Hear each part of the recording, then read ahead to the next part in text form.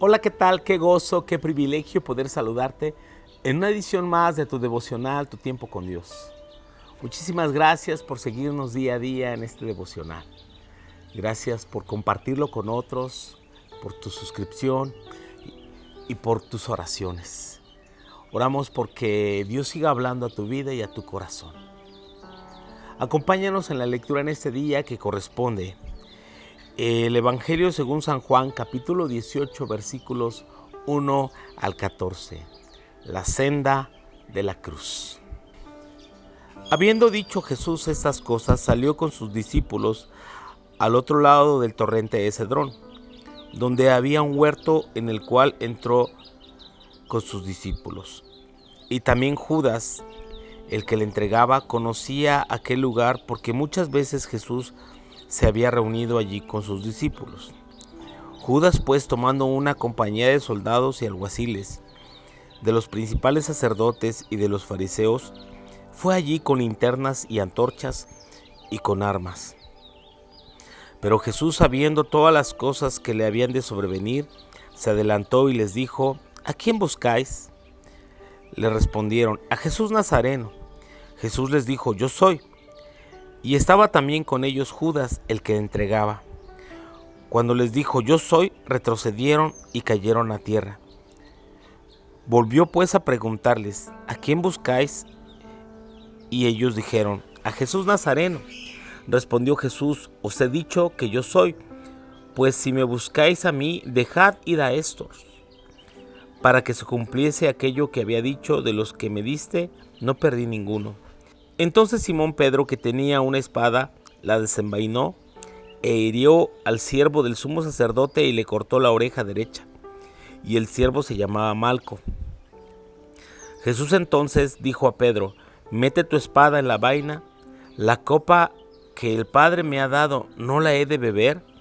Entonces la compañía de soldados, el tribuno y los alguaciles con los judíos prendieron a Jesús y le ataron. Y le llevaron primeramente a Anás, porque era suegro de Caifás, que era sumo sacerdote aquel año.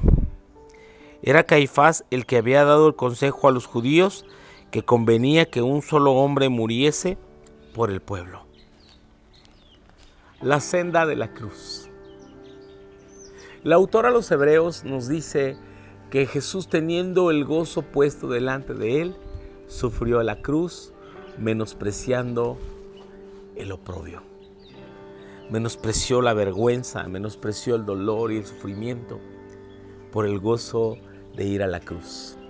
Porque la cruz para Jesús representaba la consumación completa, perfecta del plan de Dios, ese plan de salvación, ese plan de redención. Él se encaminó hacia el huerto conocido como el Getsemaní, y Judas, el que le entregaba, conocía aquel lugar. Así que Judas llegó con aquella compañía de soldados, alguaciles, con linternas y con antorchas y con armas. Ellos llegaron y él se adelantó y dijo: ¿a quién buscáis? Ellos dijeron: a Jesús Nazareno. Cuando él dijo: yo soy, ellos retrocedieron y cayeron a tierra. Porque ese yo soy de Jesús, ese yo soy estremece los montes, estremece la creación misma. Y estos débiles hombres no podían resistir. Cuando él preguntó: ¿a quién buscáis? Nuevamente ellos dijeron: a Jesús Nazareno. Ya no volvió a decir yo soy, porque los vuelve a tirar. Así que él dijo yo soy, pero en el tono humano. Pues si me buscáis a mí, dejad ir a estos. ¿Por qué? Porque él es el buen pastor que da su vida por sus ovejas. Él no tenía ninguna intención de que sus discípulos les hicieran algo. Así que él se entrega a sí mismo. Pedro es aquel impulsivo que sale con su espada para tratar no de cortar la oreja. Él quería matar a aquel soldado.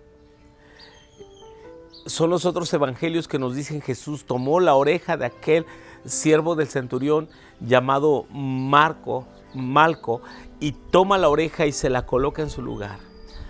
Imagino aquella sangre solamente en las manos de Malco, pero ya no había huella ni marca. Es uno de los últimos milagros que Jesús hace en esta tierra. Sanar a uno de sus captores, sanar a uno de sus verdugos. Aunque tengo la ligera sospecha que Malco ni siquiera se atrevió a darle un puñetazo más a Jesús. Quedó impactado, quedó sorprendido, su vida cambió para siempre.